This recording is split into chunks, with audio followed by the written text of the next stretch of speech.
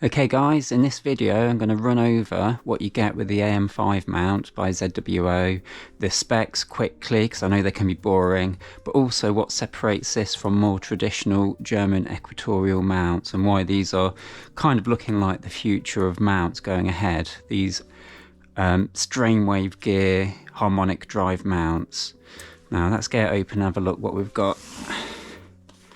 Now I'm not scripting this, so it's all off the dome, but I advise a lot about mounts on an astronomy help desk.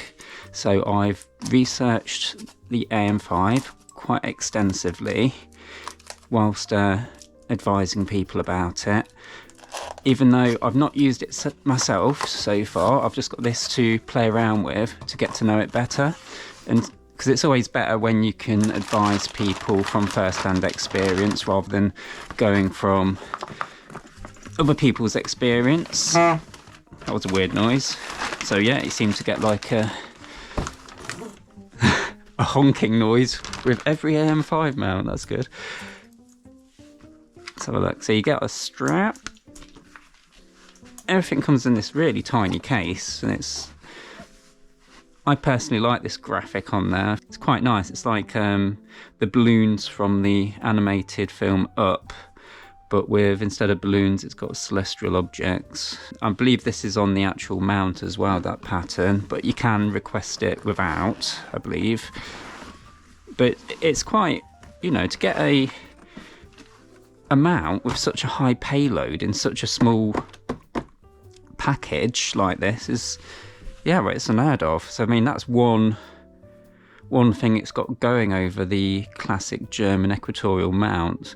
So something with this payload would be like, I don't know, EQ6 or whatever, probably something similar to that. And you'd need a massive case for that. But because this doesn't need counterweight, it's up to 13 kilograms payload, and because the mount head only weighs 5 kilograms, it's really compact. It can fit all in something this small. So let's get out and see what we've got. First of all, we've got this, and it gives you a periodic error chart.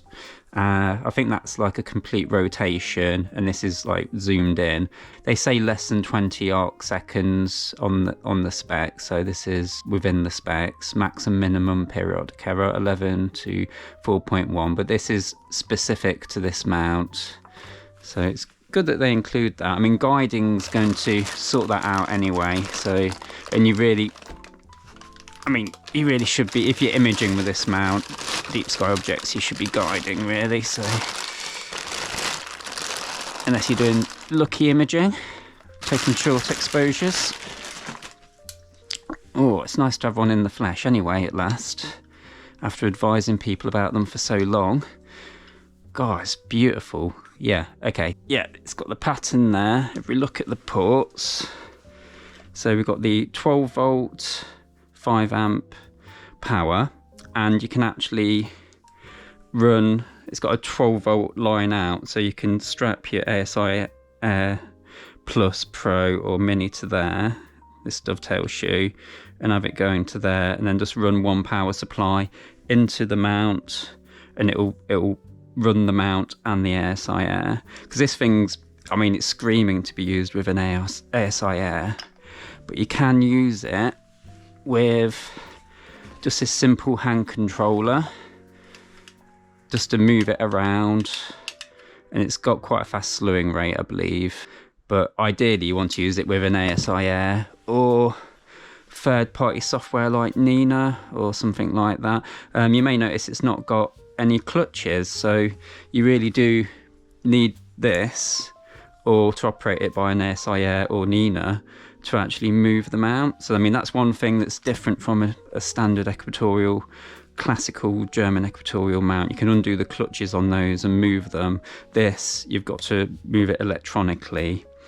And as well as putting the ASI Air on there, you could, if you're a visual guy, because this actually, you can use this in both equatorial and out azimuth modes. Now, as it's set out the box, it's an equatorial mount, and it will go from 0 to 60 degrees, set up how it is, but you can adjust the bolt in there, undo that, and move this it will move that way, and then it will go all the way to 90 degrees so you can put it into AZ mode, and you can tell whether it's in AZ mode or equatorial because of the status light.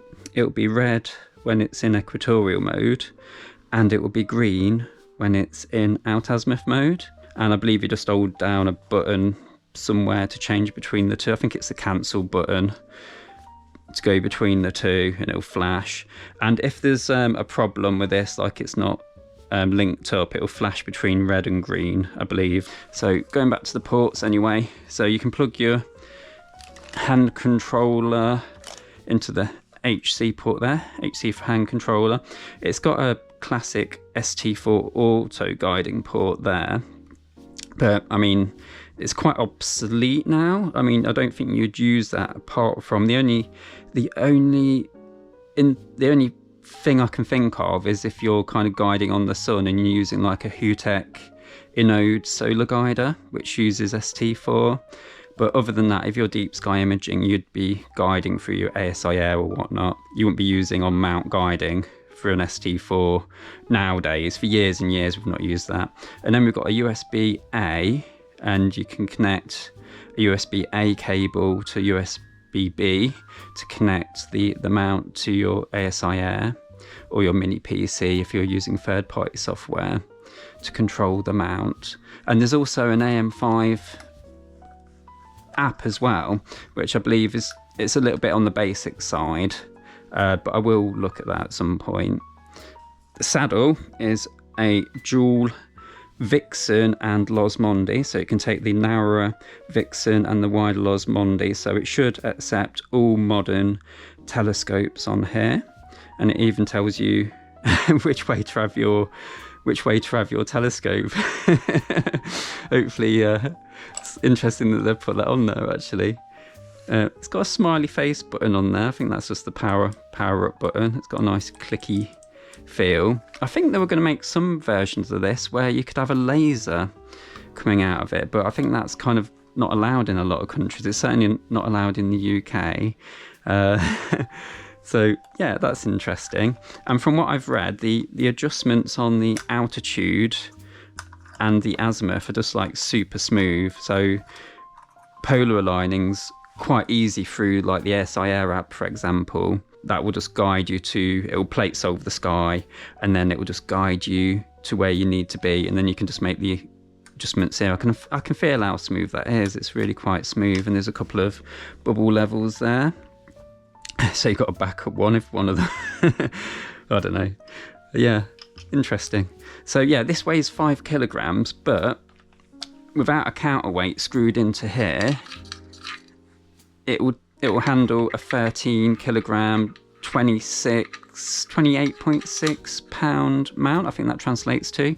And if you put a optional counterweight shaft in there, that's an M12 thread on there,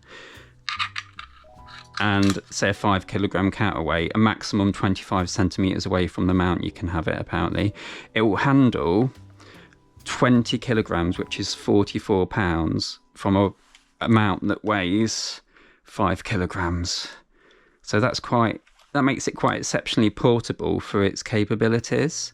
Now these do have quite a high periodic error compared to the more traditional German equatorial mounts, and it's for that reason that they recommend that you use it with a telescope with 900 millimeters focal length or less, although I know that people do get results out of the mount above that.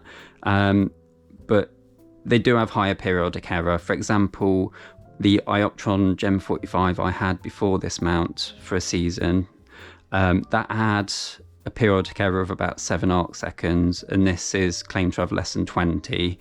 So with guiding it's going to be fine, but they do recommend that you use these at kind of less than around about a meter focal length. And also it's got a 3/8 thread on the bottom. You can get this with an optional TC40 carbon fibre tripod, which is rated up to 50 kilograms. It's quite sturdy. Or you can attach it to a photographic tripod as long as it's got a 3/8. And I've got this Inarel RC90. It's very similar to the TC40, I think it's got some of my wife's hair stuck to it. Let's get that off. Oop. But this will fit onto there like that. But the TC40 is the better option because it's got like a spreader plate, and you can bolt it. You can bolt it to these bolts as well as this center bolt. So with this, it would just be relying on that center bolt. But this is how I'm going to use it and set it up anyway. I'll just put that over there for a minute. Cool. So you get some Allen keys for making adjustments, and I think that's just that's a USB-A to USB-B cable. Whew, what else is there to cover? Yeah, so no clutches and no counterweight and no polar scope. They're the three things that differentiate this from a traditional equatorial mount. Apart from the fourth thing that I forgot to mention, so I'm revisiting this, the strain wave gearing. I mean, I need to elaborate on that. So the thing that makes this special, other than the fact that it's very lightweight, is the gearing inside the mount is a special strain wave gear that produces zero backlash. Unlike traditional German equatorial mounts, which have gears and some of them have pulleys and belts, but they're more prone to something called backlash, where there's a bit of wobble between the gears as they mesh together, and this mount doesn't suffer that. So this is going to behave much better in like windy conditions, for example, or when it's not being balanced. Like, you don't need this balanced on right ascension for it to work really well. In fact, the strain wave gearing almost thrives on having a bit of imbalance.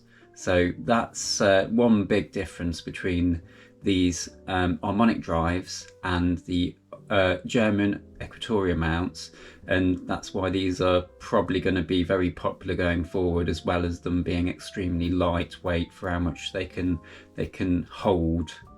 Initially, I'll be setting it up with my Takahashi over here, my FC100DC, for a bit of visual with just a diagonal and an eyepiece initially, but then I'll be setting it up with my finder guider and my ZWO 462 for guiding, and my main camera, which is the affordable ZWO SI 585. So I'll be doing a bit of imaging with the Takahashi with this, but initially I'll set it up for visual. It's important to mention that it's got a cut-off on the right ascension axis, so if the power cord gets pulled out, it's not going to just flop over, it will just lock the axis. But on the declination, that won't be the case, although there's quite a bit of stiction to move it round, but you really should be sort of vaguely balanced on the deck, at least on the declination axis. And you can always do that by getting your telescope and balancing it on like maybe a rolling pin's a bit big, but you can balance the center point on a table on the dovetail and rock it until it balances, mark that bit on the dovetail, and then place that centrally on the saddle, and then you're balanced roughly in declination. But you want to have everything set up. You want to have it set up with all your accessories on before you balance it. Yeah, I think, have I covered everything for an initial sort of overview in comparison to equatorial mounts? I think so. I'll be kicking myself if I've missed anything. I probably have, and if so, please pop it down in the comments below. Okay, for those that are interested, let's just set this up visually initially. I will, as said, move on to a deep sky imaging rig, but first of all we'll get the mount head on the tripod and get the Takahashi aboard and just have a look. So first of all, it's best to remove the plate. The plate will be very similar on the TC40 tripod that's designed. It's also, I mean, this one's got like a hook where you can hang extra weight off the bottom to make it more stable and everything. But yeah, let's have a look. Get it attached. Please excuse the tangents I go off, because I don't really like scripting videos. I tend to I make some bullet point notes and then I forget to look at them. But I think that kind of drums in what I need to say into my head as I'm doing it. So we need to remove these. And if it was the TC version of the tripod, which you can get the AM5 bundled with, you can, let's tighten those up so it doesn't move. That will also lock onto there as well as the centre bolt, but we get this, and that will screw onto there, like so. Give it a nip up, and that will simply then lock into there, like that. And let's tighten that up. That's looking rather tasty, isn't it, already? So as mentioned, if the power gets cut out, the right ascension axis will lock, but if you've not got it balanced on declination, that could potentially move if it's out of balance. So we'll try and get a rough balance with the telescope. Let's get my absolute pride and joy out. Oh, love this thing. There's that pencil for balance.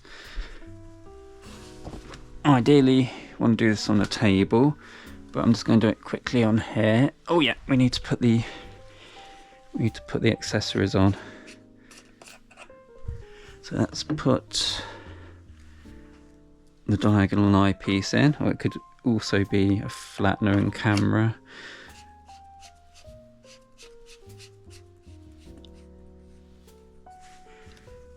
And then try and get the balance point. It's a bit more forward, so it's about there. So about there. Place that halfway up. And that should be roughly balanced then. Two nice feeling clamps. I always prefer when there's two. It's always a bit nerve-wracking when there's just one clamp to clamp your expensive telescope. Make sure that's done nicely, because I don't want that crashing to the ground. So yeah, because this weighs about 3-4 kilograms fully loaded, it's not going to struggle at all. But one thing you want to check is maybe plug your hand controller in, slew it around. Oh, I've got a bloody spider on it. Go off, money spider. Go off my Takashi. Right. So one thing you do want to check really before you go out imaging is plug your handset in and move it all around. Make sure that it's not going to crash with the tripod. Ideally for longer telescopes, you want the optional PE200 peer extension. That will come with adapters for 3/8 tripods like the TC40 or this, or even it comes with an M10 adapter for Skywatcher mounts like the EQ5, HEQ5, etc. Spiders on me. Yeah, so I mean, ideally I probably should have borrowed the peer extension for this as well, but before I use it, I will slew it around and see where it is in relation to the tripod legs, because you don't want to crash your nice telescope into the tripod legs. But yeah, that's how it looks. It looks pretty tasty to me. I can't wait to use it. And that's just fail out, that's reasonably light, the whole thing, yeah. So yeah, I'm looking forward to using that. I'll give it a go visually. I might play with the AM5 app just to see what that's like before setting up my SI Air Plus and getting my 50mm finder guider on there and get set up with my main imaging camera and do a bit of imaging. I want to get back into, now the season's there and the sky's getting darker at a more reasonable time. Let's get out and get some deep sky objects, see what we can do. Something a bit different to the norm maybe, I don't know. I just want to spice things up a bit. I'm a massive fan of Astro Biscuit, and what he does is just on just a completely another level. And I just feel like I somehow need to up my game and just try something a bit more, rather than just sort of like taking pictures and then showing you guys and just telling you how to connect things up. I just need to be a bit more ambitious, really. I don't know if I've got the imagination, to be honest, to be able to do his level of storytelling. It's quite phenomenal. Anyway, I'm rambling on, but I just want to thank my channel members as always, and my Patreons. Thank you so much. Really helps with the channel, and helps justify me spending my weekends doing this rather than all the other things I should be doing, like repairing this water damage to our house caused by a leaking shower for God knows how long it was leaking for underneath the damp membrane. Yeah, I got that surprise last week. So unfortunately, I'm down to just using a GoPro because I've had to sell all my nice cameras, like my Blackmagic Cinema camera, to help pay for all this. The insurance are being a bit of an arse really about it. So I'm going to try and fix it all myself. But I've got to rip a shower out, redo that, redo this flooring. It's going to be a bit of a job. I mean, it's got like these insulated copper pipes with sleeves on that's running through the MDF. So I don't know how I'm going to sort it all out. Anyway, yeah, I'm going off at a tangent. Anyway, so basically, it's a struggle to fit videos in as much as I love it because I've got 3 kids, work and other things to do. But yeah, when I can kind of justify it to my wife a lot easier if I'm getting a bit of pocket money from it. So thank you very much for that. And yeah, take it easy and tell us Klaus to sod off, and I'll see you on the next video. Catch you later.